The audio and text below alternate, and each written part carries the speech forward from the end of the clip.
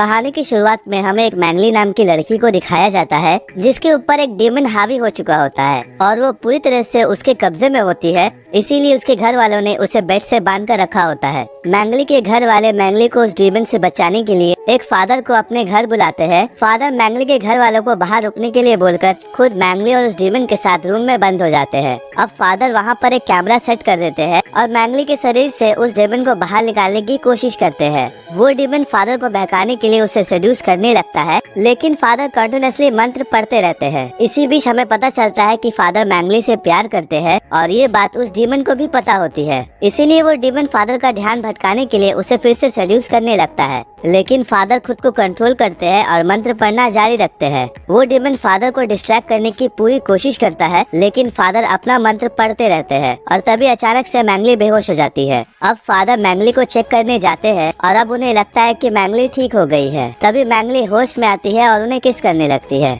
Father भी उसके साथ रोमांस करने लगते हैं और ये पूरा मूवमेंट कैमरा में रिकॉर्ड हो जाता है। जिसके बाद हमें 18 साल आगे की कहानी दिखाई जाती है, जहाँ पर एक गार्ड जेल में बंद कैदियों को खाना दे रहा था और जब वो एक रूम में एक खाने की प्लेट को निकालने के लिए जाता है तो उस रूम का कैदी उसकी उंगलियों को काट लेता है। इसके बाद हमें फादर पीटर को दिखाया जाता है, जिनको अभी भी अपनी गलती का गिल्ट होता है जो उन्होंने मैंगली के साथ 18 साल पहले की थी। फादर उन गुनाहों को कबूल करके अपने मन को हल्का करने के लिए सबसे सीनियर फादर के पास जाते हैं और 18 साल पहले जो गलती की थी उसका वीडियो रिकॉर्डर फादर को देने की सोचते हैं, लेकिन वो फादर से कुछ बोल पाते उससे पहले ही सीनियर फादर पीटर को बहुत सारा फंड का पैसा दे देते हैं, जिसे देखने के बाद फादर उस वीडियो रिकॉर्डर को अपने पास ही रख लेते हैं और उस फंड के पैसे से अपने चर्च के बच्चों के लिए बहुत सारे सामान ले जाते हैं। रात को फादर को जेल में से फोन आता है, जिसमें से एक गार्ड फादर को बताता है कि हमारे जेल में से एक कैदी की हालत बहुत खराब है, जिसे किसी डॉक्टर की नहीं बल्कि आपकी जरूरत है। अगली सुबह फादर उस जेल में चले जाते हैं, जहां हम एक लड़की को देखते हैं जो कि एक बहुत ही बुरी आत्मा की वश में थी। उसने एक लड़की को फांसी में चढ़ा दिया था, जिसकी वजह से उसे जेल हुई थी। अब वो लड़की उस फादर को देखने के बाद कहती है कि हम पहले भी मिल चुके हैं। ये डीमन भी फादर के सामने वैसे ही उठपटांग हरकतें करने लगता है जैसे 18 साल पहले मैंगली कर रही थी। फादर उसकी हरकतों को देखने के बाद फौरन उस जेल से बाहर निकल आते हैं और उन ऑफिसर से कहता है कि मैंने शरीर से आत्मा निकालने का काम 18 साल पहले ही छोड़ दिया है और मैं आपकी मदद नहीं कर सकता।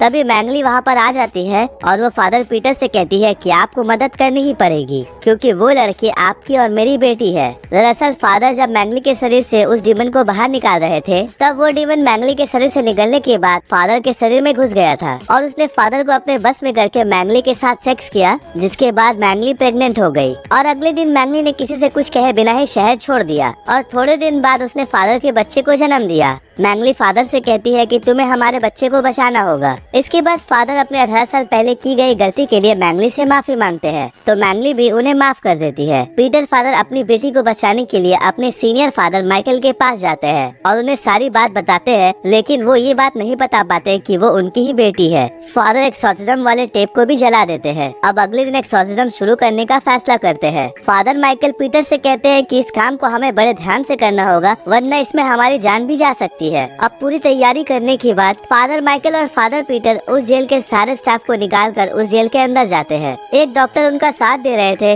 तभी अचानक से वहाँ की बिजली चली जाती है। डॉक्टर जब चेक करने जाते हैं तो उन्हें एक पुलिस वाले की बॉडी बहुत बुरी तरह से मिलती है, जिससे डरकर वो फादर को आवाज लगाने लगते हैं। तभी पीटर फादर की बेटी इस पर उन्हें दिखाई देती है। वो इस पर को इंजेक्शन लगाकर बेहोश करने की कोशिश करता है, लेकिन वो उनके ऊपर हमला कर देती है। डॉक्टर की आवाज सुनकर जब दोनों फादर वहाँ पर आते हैं तो डॉक्टर बहुत बुरी हालत में होता है। वो फादर को वहाँ से भाग जाने के लिए कहता है। इसी दौरान वहाँ बहुत सारे शैतान आ जाते हैं। दरअसल जेल में जितने भी कैदी थे, इस पर के अंदर के डीमन ने उन सबको जेल से आजाद करके अपने काबू में कर लिया था। दोनों फादर वहाँ से शैतान को भगाने के लिए मंत्र पढ़ने लगते हैं। फादर माइकल के मंत्र पढ़ने से उनके आगे के शैतान तो तड़प रहे थे, लेकिन फादर पीटर के मंत्रों का इस पर कोई भी असर नहीं हो रहा था। शैतानों का उन पर बहुत ज्यादा हावी हो जाने की वजह से फादर पीटर फादर माइकल को लेकर जेल के किचन में छुप जाते हैं। फादर माइकल फादर पीटर पर बहुत गुस्सा करने लगते हैं और पीटर से पूछते हैं कि आखिरकार तुमने ऐसा कौन सा पाप किया है जिसकी वजह से तुम्हारे मंत्र उन शैतानों पर काम नहीं कर रहे हैं। जिसके बाद फादर पीटर फादर माइकल को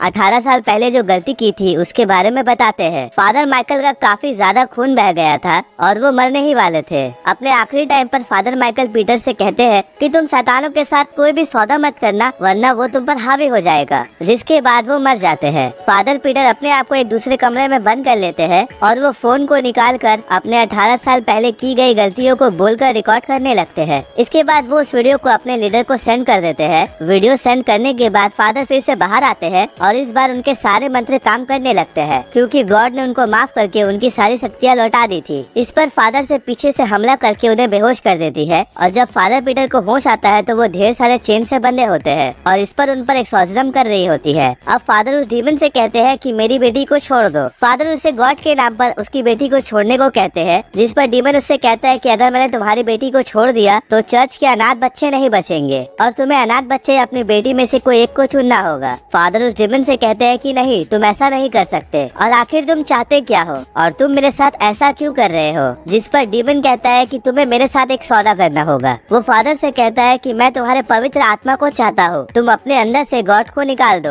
मैं तुम्हारे चर्च को और तुम्हारी बेटी को छोड़ दूंगा। जिस पर फादर मान जाता है और ये सुनते ही इस पर बेहोश हो जाती है। जिसके बाद फादर अपनी बेटी को लेकर जेल से बाहर निकलते हैं। थोड़ी देर बाद लीडर फादर पीटर से आकर कहते हैं कि तुम्हें अपने गुनाहों को कबूल करना जरूरी था। जैसे ही तुमने अपने गुनाहों को कबूल किया वैसे ही गॉड ने तुम्हारी सारी शक्तियाँ लौटा दी और मैंने भी उस वीडियो को डिलीट कर दिया है जो तुमने मुझे भेजी थी। लेकिन जब फादर पीटर लीडर से बात कर रहे थे तब फादर पीटर की आंखें चमकने लगती है, जिसे देखकर लीडर फादर पूछते हैं कि तुम उसके शरीर में क्या कर रहे हो। तब डीमन जवाब देता है कि फादर पीटर ने अपनी बेटी को बचाने के लिए अपनी आत्मा मुझे सौंप दी। उसके बाद हमें फादर पीटर की बेटी को दिखाया जाता है जिसके अंदर गॉड की पवित्र शक्तियाँ आ चुकी थी और अब फादर पीटर उस शहर को छोड़कर किसी दूसरे शहर में चले जाते हैं और इसी के साथ ये मूवी यहीं पर खत्म हो जाती है।